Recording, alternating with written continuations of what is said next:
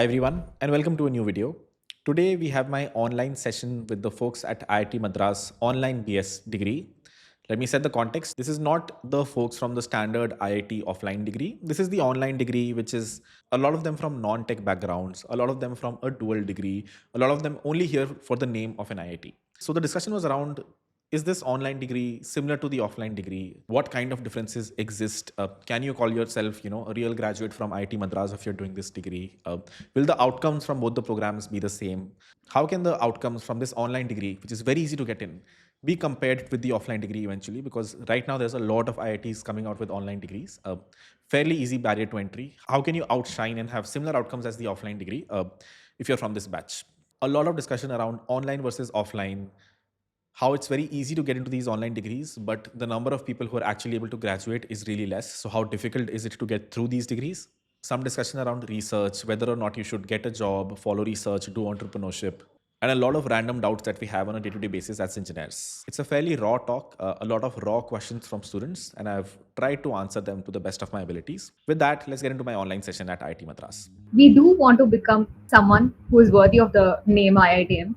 So we are kind of in a place where we don't know what to do. I think the FOMO that you're feeling is probably no different than someone from a tier 3 college or a tier 2 college who probably feel similar.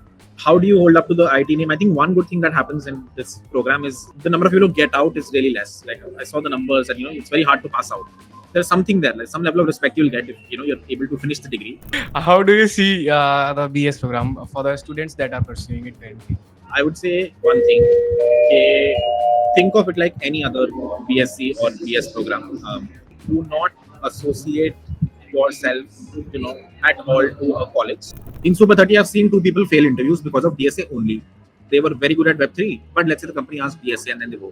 So we had to start DSA classes. Then we saw no one here is instructed in DSA. They're all here for dev. We stopped DSA classes. And then whatever referrals are happening right now are happening purely based on dev. Should you do it? There will be an interview where you will need it. Thank you for being kind for this. So to begin with, let me ask you something though. What would you like to be addressed? Sir, Kirat, or Bhai?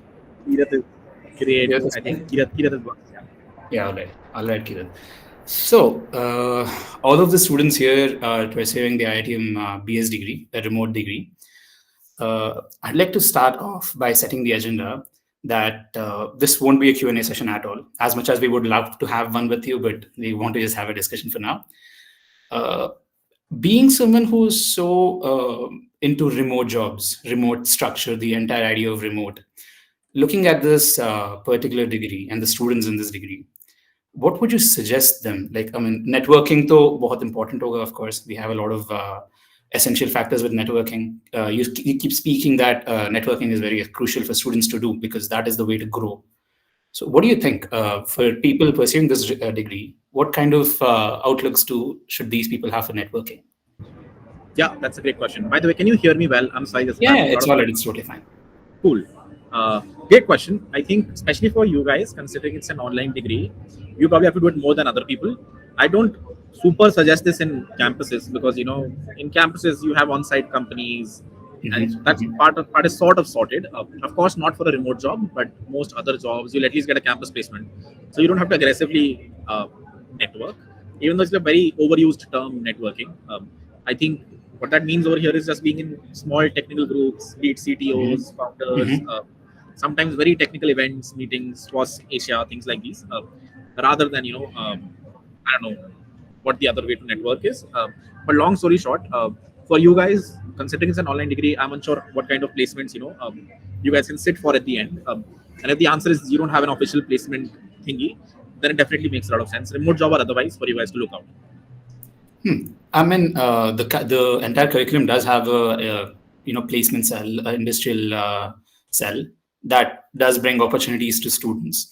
But the entire idea of placements is totally different for the people following this curriculum, right? And when we look at your videos, it's all oriented towards the corporate world, networking through the corporate world, climbing the ladder in a smart way, and building your knowledge in a smart way. But this entire degree deals with data and AI, data science and AI mostly. And this opens up opportunities for research more than corporate in the current world, looking at the way these AI is moving forward. Now, considering the remote aspect and also the fact that research is a huge area of moving forward, what do you look at, research or corporate? Because there's a lot of things for us to look at through this degree. So that's a tough choice. I have struggled with it.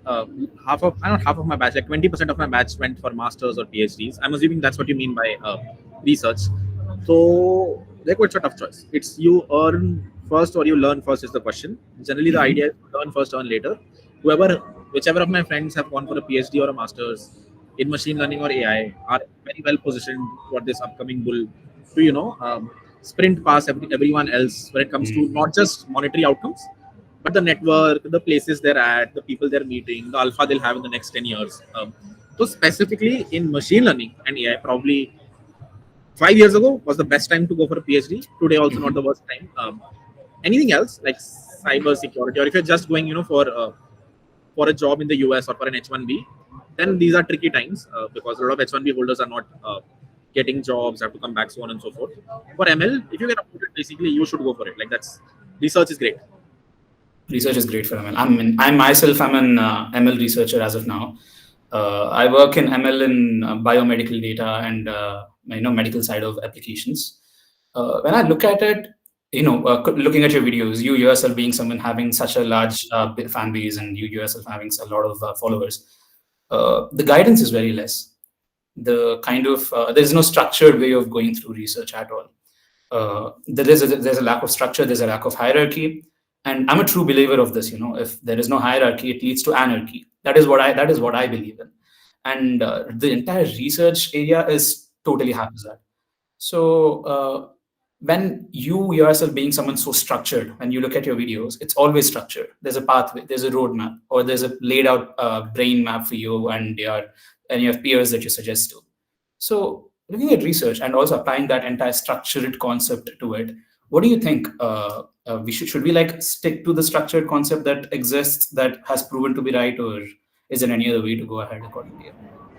I think there's some structure in research. Like you have to publish a lot of papers, you have to have great CGPA, try to go for an internship early, find a good professor, get in touch with them. Eventually, your professor is going to get you in if you're looking at a Stanford or a UBC.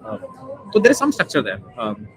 There is also competition because this structure is very well defined for folks at IIT Bombay.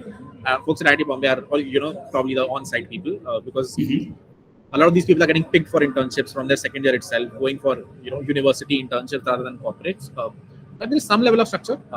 That said, of course, it's fairly ad hoc. Like in the end, it's very hard to tell who got in, how they got in. There's no examination that you're giving.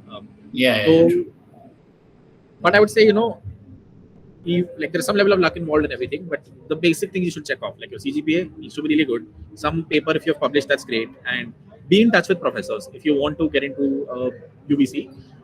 Then make sure you know the best professor over there and are in touch with you by face. So on and so forth. Makes sense. I mean, okay.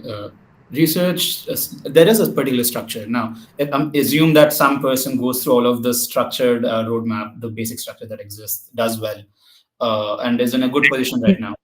Would you, as someone who is a senior developer right now or a senior software engineer right now who's in CS, would you hire someone into corporate research? And if you would, what kind of criteria would you look at for this person? Assume it's me and I'm into research. What kind of criteria are you looking at as of now to hire someone and to corporate research? Interesting. So I've talked to a few founders. When this ML rush came, I was talking to founders, understanding who they're hiring for. And TLDR was that they were avoiding researchers. Of course, OpenAI will hire you, and Anthropic will hire you. All PhDs eventually land here only from the best universities.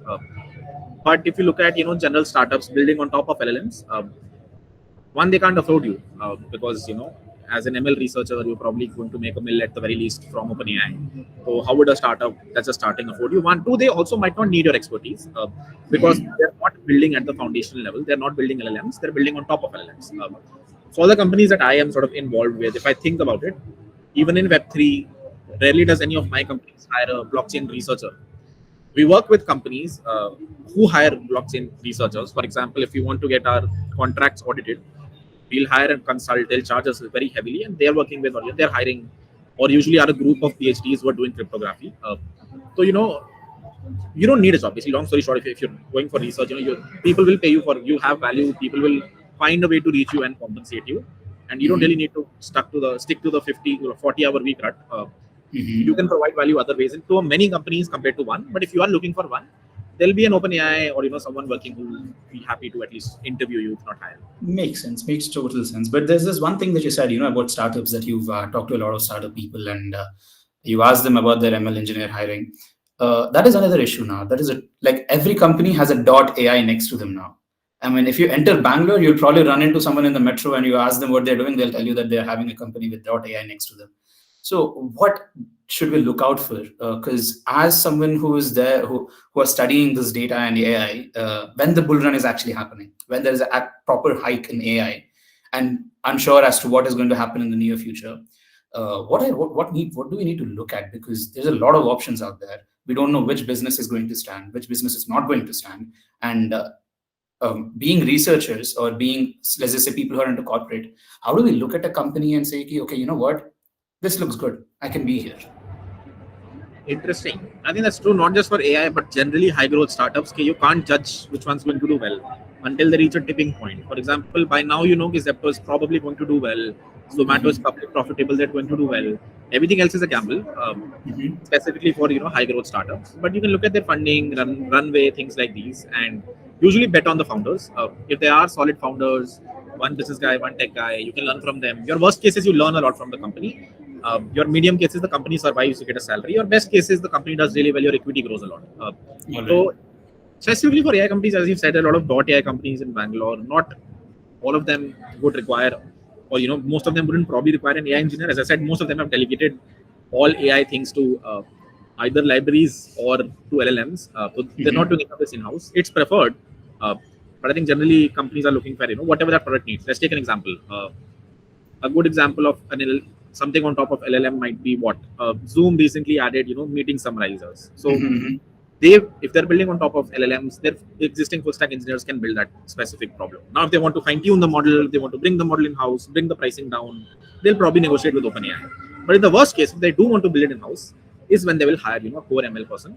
But again, probably contractually things like this. So I don't know if that answers your question of finding. I mean, it does answer my question more or less. But it brings up a question, being someone who's in the tech world for like a decade or over a decade now, I would say, why haven't you gone into the AI bull run? Because you've been analyzing the market. You've been into the, economic and financial status of the market.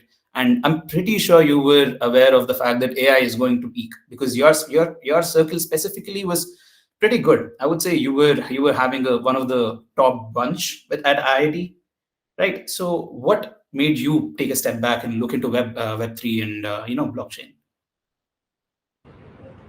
I think not everyone from IIT is following one specific route. If I'm being honest, most of them are following, trying to get into FANG. Rarely a few are following, hype markets like these and, making sure they're making their way there. It's either you go for a ML or a PhD in cryptography, information security, machine learning, and then you eventually join a company there. Hope that the market has survived by then, or the market is doing well. Or there are very few people like me who are, changing markets left, right, and center. For me, why have I not done this? I've followed these markets for a while now. For example, WebRTC followed by Web3. I'm not saying I'm not following AI. In fact, recently I've joined, one of these AI rappers that's doing really well as a consult. So, not necessarily shying away from it. That said, since I'm not working at the model layer, right? I don't know. I can't extract as much value as I can being a core, let's say, smart contract writer, because I probably have more value as a core smart contract engineer during the bear of the Web3 than a full stack engineer in AI during the bull. So that's a high level. The learning curve of ML is fairly high compared to let's say something like Web3 or WebRTC. Resources are less, it's very limited. There's a circle of researchers, which is why it's really good if you get in. Like that's sort of a filtering benchmark for a lot of companies if you've done some sort of research in machine learning. Unless you've done that, very hard to reach or compete with those people.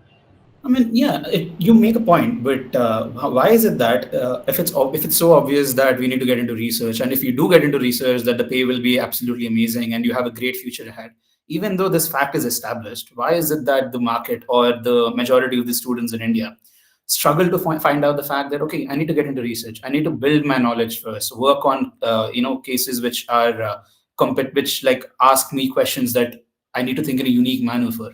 Why is it that this mindset is not inculcated? And I've been a follower of your videos since you were posting, those sequential videos, lectures, Solace. You had a proper pink and violet layout, if you remember that, 3 years ago, I guess. I've been following you since then.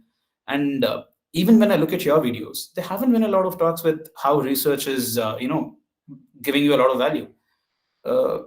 So this entire culture is not inculcated in students. And even from your point of view, haven't really, treaded that path. I mean, it's a given that you are not into AI, but why? Why is this factor missing? What do you think? I think it's a personal choice for people, right? For example, when I was going for my master's, I got into TAMU, NYU, one more in I forgot. All of them were charging fairly high. So I had to take a loan for sure. Plus, there was COVID. So there were a bunch of factors that made me not go there. It's not necessary everyone has to do research. People can do well without it. Like entrepreneurship is one path. Being a solid engineer, CTO somewhere is a good path. Being an employee is also a great path. And research is one. There are a lot of factors that come into the picture. Like you have to be willing to bet on a market for 5 years. For example, I was talking to one of my friends recently who did a PhD in computer vision. And he was telling me that the problem statement I was working on for 5 years after graduating from IIT Bombay, so 9 years almost, that problem statement can now probably be solved by LLMs. So we were looking at it the wrong way. We probably should have solved it a different way.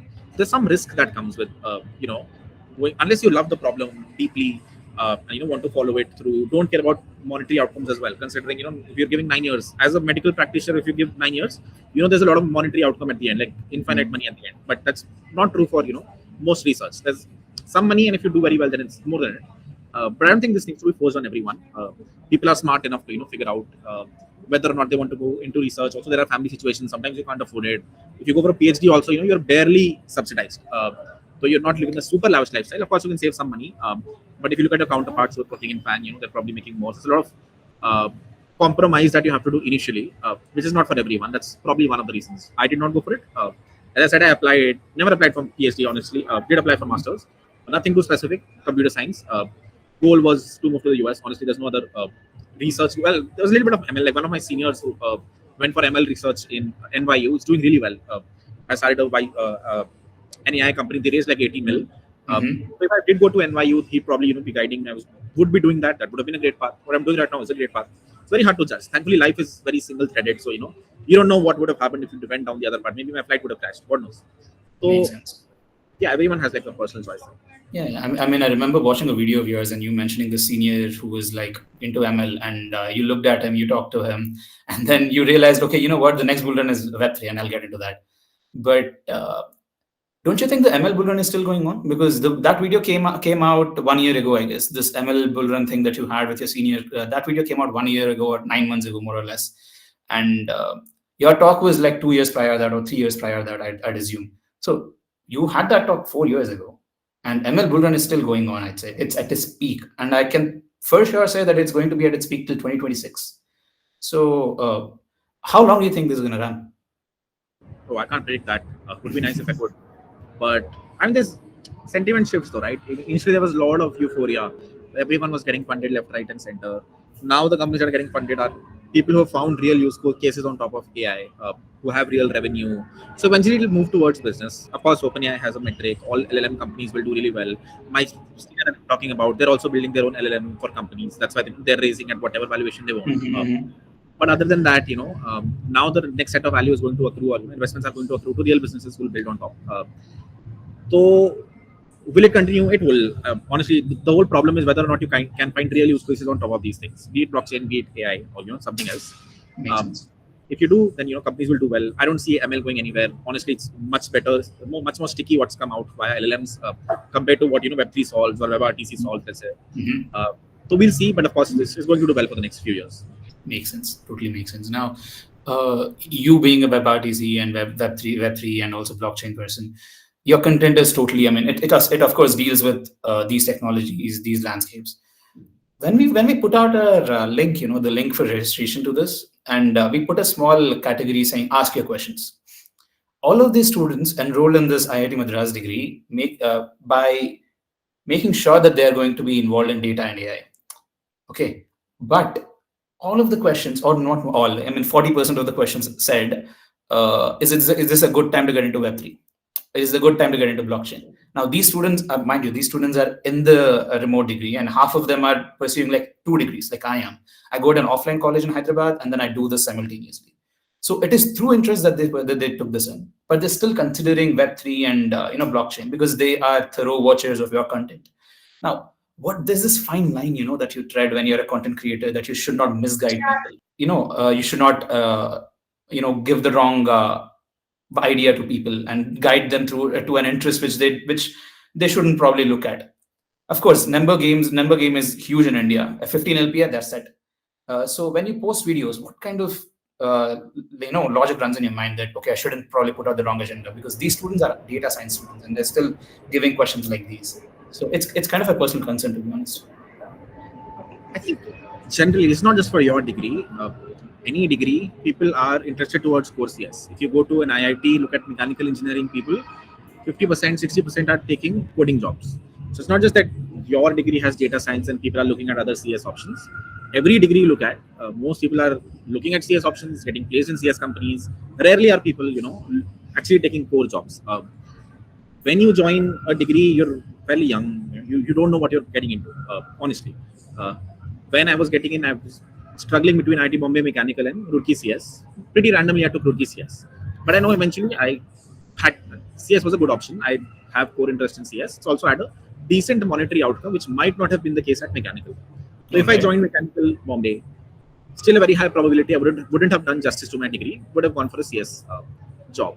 So I don't think there's anything bad around choosing a different path in CS or otherwise. A lot of people in CS eventually become engineering managers, PMs, so on and so forth. So it's you're fairly young to decide, oh, I've done a data science degree, so I have to stick to data science. I think it depends on a lot of factors, including, where do you think jobs are? Where do you think, how long does it take to get a job? How high paying the job is, so on and so forth.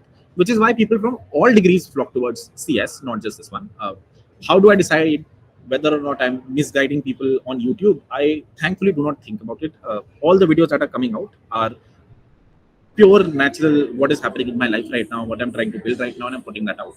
Or what kind of, let's say, money I'm making and putting that out. Do people get influenced? Probably. Would that lead to a bad thing for people at IIT Madras data science degree, considering they took a data science degree? I don't know, maybe. So you guys should think twice before you decide, looking at any content creator, if he's getting into X, should I get into X or not? Do your own research and then decide based on that. Makes sense. And the journey for like getting into CS and also like into filming videos, putting them on YouTube. It was an exciting one, clearly, because I've seen you since you're 55K follower, 55K subscribers or something, an early subscriber. So I'm sure the journey was like amazing. And throughout this process, I've seen you change your stance a lot. Of course, I mean, opinions change, especially in the CS landscape. That is totally understandable. Now, one of the most controversial opinion, of course, considering the Indian market, is the DSA one. There were videos saying DSA, okay, no. And then videos saying, okay, DSA, you know what, maybe. And then there's a Super 30 now. In the middle, there was a thing saying, okay, you need to. So I guess we got like 60 to 70 questions on this. Just address that one thing for us, like for a minute. What do we do? For DSA, in Super 30, I've seen 2 people fail interviews because of DSA only. They were very good at Web3, but let's say the company asked DSA and then they go. So we had to start DSA classes. Then we saw no one here is interested in DSA. They're all here for dev. We stopped DSA classes. And then whatever referrals are happening right now are happening purely based on dev. Should you do it? There were one interview where you will need it. For example, for me, my very first remote job work, they asked fairly solid DSA.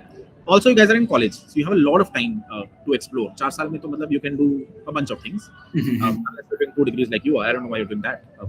So, uske baad aisa ho sakta hai ki, you're not able to manage DSA.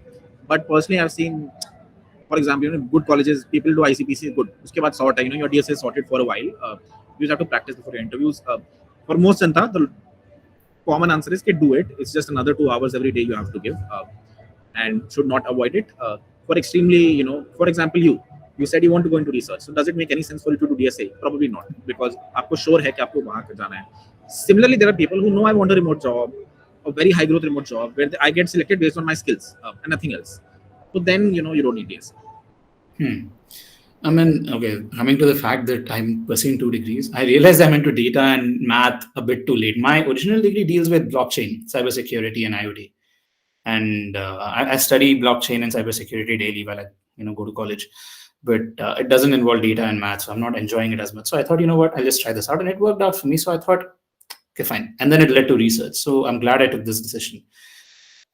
Moving forward, though, when you look at DSA, there are a lot of landscapes to look at. But as someone who is into tech for so long, and you must know that there will be newer technologies that are coming up for sure. I mean, it is an endless cycle at this point. Is it essential for us to stay in the loop, especially with LLMs, man? I mean, like every week we have a new announcement from OpenAI. Every month we have a new announcement from Gemini. Anthropic comes up with something insane, and then suddenly the CEO changes his drama. So is this like, should we keep up with this, or should we just leave it all alone, work on our concepts, do our research or do our corporate and move forward? What do you suggest? So when you say, should we focus on this, do you say, should we focus on the standard DSA or should we focus on the funding announcements? Yeah, should we like focus on the standard DSA? I mean, that is, again, of course, a personal opinion for sure. But the kind of bull run that AI is in, the kind of announcement that we are getting on it on a weekly or monthly basis, it's insane. I mean, the growth is insane.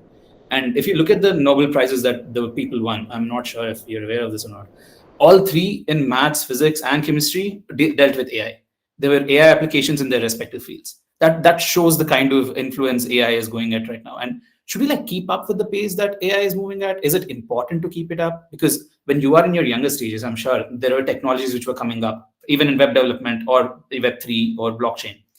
And were you keeping up with the latest, technologies that were like bringing forward, or did you just mind your own business? Short answer, no, I wasn't. There in IITs, as I said, there's a very standard what everyone is doing, which back then at least was everyone was going to Google US. So everyone was following the path of getting to Google US. That's where your ambition was limited, right? There were some people. Bombay has a culture of research. Everyone was focusing on research over there. I would doubt they were also looking at funding announcements. They were looking at CV, computer vision papers that are coming out, so on and so forth. So the fancy funding announcements, or who's getting hired where, or LLM came out. I think more than that, smart people focus on what underlying research is coming out.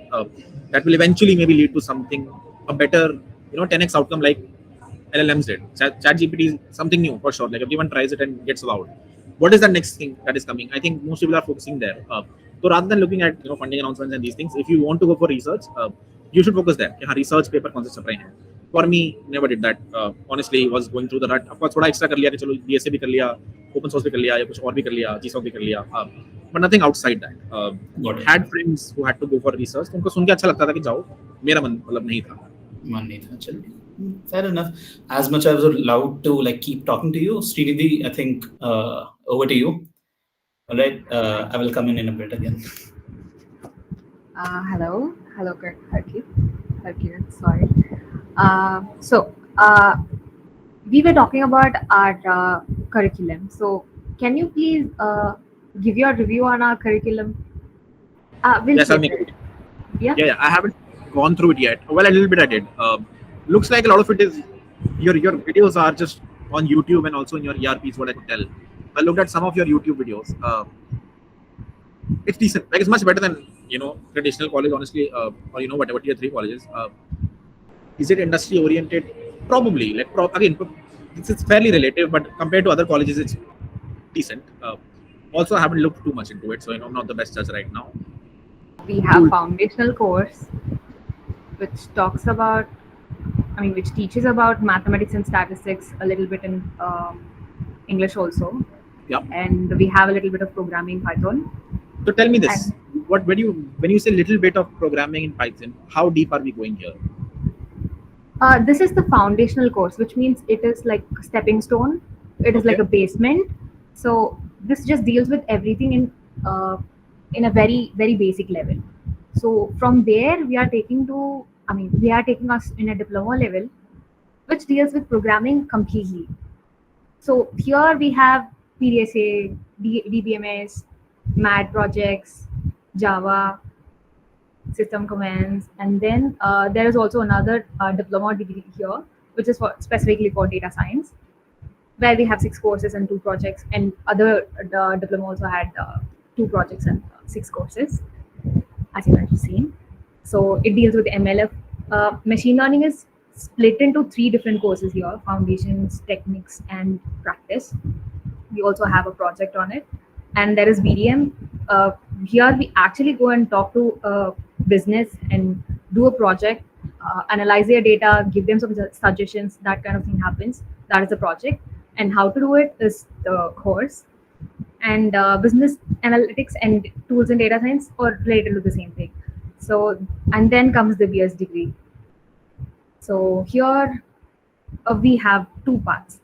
We have to choose from this one or this one, which is related to deep learning and AI, and the other is related to software and software testing, engineering and testing. So there are some elective courses. Sorry, I was scrolling too fast. These are some of the elective courses we can choose. Is it all right? Yeah, I've seen this before. Okay. It's very good. I mean, compared to a different college, it's pretty good. Is there scope for improvement? There always is. But love it. And I think the bigger problem is, and this is not just true for you guys. Like in any college, people are rarely learning anything from the whatever classes. You learn from the community, and the problem with you guys might be you guys don't meet enough, because most people, if you ask them IIT se kya mila, they say network mila, alumni mile, friends mile. So that might be missing. Syllabus wise, of course, it is much better than what you would find in a traditional college. People are sleeping in a traditional college. You guys have an ERP. मतलब वो तो होता ही नहीं है colleges में कि ERP में जाके आप वीडियोस को देख पाओ पुरानी क्लास में जो आ गया देख गया प्रॉक्सी लग रही है. You are just studying one day before the examination, which is also fun. So it seems like whatever you guys are paying for, you're getting some value from it. You can learn from it. Are there better resources maybe for learning the same things from maybe that's a high level, but happy to dive deeper. One thing, there's a better question that I wanted to ask. Why? How do you see the BS program? Like after the promotion that she did, how do you see the BS program for the students that are pursuing it currently? I would say one thing. Think of it like any other BSc or BS program. Do not associate yourself, at all to a college. And I say that to everyone, even from go to IIT offline. Your degree is your people, the people that you found around you and who are now doing really well. Because usually colleges में आता है कि पूरा college एक ही जगह जा रहा है. If you look at a lot of coding YouTubers, which college are they from? They're all from DTU because एक ने start किया, सबने follow किया. So what you guys should really look for is this. The people around you क्या कर रहे हैं, क्योंकि आप सब मिलके शायद मतलब ऑनलाइन में मुझे पता नहीं है अभी तक कि how possible this is कि you guys are having similar outcomes at the end. But ऐसा होता है. बॉम्बे के सब लोग रिसर्च करने चाहते हैं, दिल्ली के सब लोग entrepreneurship करते हैं, not सब लोग, but biggest entrepreneurs come out of IIT Delhi. So what is that thing that you guys are doing, like, or you're going to do? Consulting will probably be the first alumni from this online program. That's something we'll figure out in a few years. But is that possible in an online degree? क्या online degree में उस level का coercion हो सकता है जो offline degree में होता है? Considering I've seen your stats, lot of people go to level 2, then level 3 में और भी कम जाते हैं. There's less pressure on you guys to graduate. IIT में बहुत होता है, एक भी बच्चे की बैक लग जाए तो उसकी हालत खराब हो जाती है. So everyone passes together. Everyone's very close knit. यहाँ पे I'm seeing the age gap is fairly big, and some are very low are going to level 2, even lesser going to level 3. So it's a good experiment, and you guys are the first batch, probably one of the first batches will come out of the experiment. So I'm excited to see what comes out of it. But yeah, very early to tell. Whether it will be better than, let's say, a real IIT college, not a real, but like this is a real IIT college, but on-site IITs or on-site tier 3 or on-site tier 2, say better hoga ki nahi, only time will tell. Yeah, I'd just like to butt in here. I mean, I really resonated with the point on pura college ek disha jata hai, like Bombay is going to research, Delhi is going to entrepreneurship. So a couple of points with the online degree. Obviously, because it is online, you don't meet people, obviously. The guys at Chennai, a few of them do this full time. So they have a community, they have a disha, they have a IITM research park, they have a couple of professors they work with, they have the entrepreneurship cell, and they have the library of sorts, right? But that's not there for the people online. So that's number one. Number two, harking back to a point previously about how pursuing 2 degrees might be stupid. I don't think it is, because with the online degree, you get the tag of the stamp of an IIT on your resume. You get like a tier 3 college and the IIT on your resume, as well as you get the content, but then you can get the content from other YouTubers as well. But I think the major thing is, first of all, the stamp. Secondly, like this society, this entire meeting we're doing today is a part of this huge community-driven effort to get people together. Otherwise, 174 people on this call wouldn't be together if not for the society, right? So I just wanted to share a few thoughts. I mean, no particular question at this point. But I think that's a great point. I think there's no downside if you can manage 2 degrees, you should do it. I agree. That's not the worst idea in the world if you're on a tier 3 college. But does that really give you the credibility of an IIT? Is my question. Considering it's very easy to get in. that is exactly. So I talked to a professor from Columbia, and I put IIT on my resume. So he thought I was actually offline IIT. And then I'm like, no, it's an online BSc degree, and we're doing it, and it's official and all. I have an ID card, and it's like, oh no, you should put online on it. So I think message for the other 170 people there on the call. I mean, put a bracket online on it, But, I'll share a story here. When Yash came to the office for the first time, he was wearing an IIT Madras t-shirt. I was like, cool, IIT Madras. And then he said, "आप भी तो IIT से हो," and something on that sort. Like, "तुम भी IIT से हो." फिर पता नहीं मुझे बाद में जाके पता चला कि he's from online. So I was like, So I think it's just easy. मतलब degree से associate मत करो. Fake it till you make it, I think, is the vibe. It'll hurt you really bad if you use fake it until you make it. If eventually someone realizes कि Agreed. find your way around. So yeah, that's a high level advice for people here. Well, speaking of, you did mention about offline IITs and online IIT. We are doing it in online, so we do have this kind of FOMO because most of the people here are either working or they are having their own they are entrepreneurs and they have their own companies, or they have dual degrees. And I have come across so many people, and I myself am doing it as a standalone degree. So we really feel FOMO, and I am not even in Chennai, so I feel very left out. And I don't know how we should come over this thing. And we do want to become someone who is worthy of the name IITM. So we are kind of in a place where we don't know what to do, and we do have some people to look up to, but we're not sure how we are going to make it, or it's kind of, what should I say, maybe cat on a wall kind of a situation here. Interesting. So I think the FOMO that you're feeling is probably no different than someone from a tier 3 college or a tier 2 college who probably feel similar. How do you hold up to the IT name? I think one good thing that happens in this program is, the number of people who get out is really less. Like I saw the numbers, and it's very hard to pass out. There's something there, like some level of respect you'll get if you're able to finish the degree. So I wouldn't say it's completely someone would deny you didn't go to IIT Madras, it's an online degree. If you finish the IIT Madras degree, if I'm considering I've looked at the stats, I would respect you. It's a hard degree to go through. They grill you really bad. I know anyone can join, but not everyone can graduate. So that's one. And two, ये FOMO हर जगह होता है. It goes away with time and years. I did not make it to whatever next YC. But you guys should meet offline. Just say अभी 174 people आए हैं. This happens on steroids when you're on campus. You're every day having meetings like these smaller groups. Chai पीने चलते हैं. Yeah, that is super important. वो ही मतलब nothing else. आप online गिरी कहीं से भी कर लो, MIT से कर लो, IIT Madras से कर लो, के tier 3 से कर लो. But if you filter out the smart people and put them together, उससे जो outcomes आते हैं, they're 100 times better than taking smart people but keeping them in their houses. So if one thing you guys can figure out somehow, considering you're a society, and you guys are saving a lot on your fees also. So why not spend a little on meeting? I don't know, Goa meetup कर लिया, Bangalore meetup कर लिया, and everyone sort of reaches there. Yeah, that is happening actually, but it's not that everyone can go and meet on the specific time and date. So there are some drawbacks. One more thing, which I wanted to ask is, which I wanted to convey is that to all the people.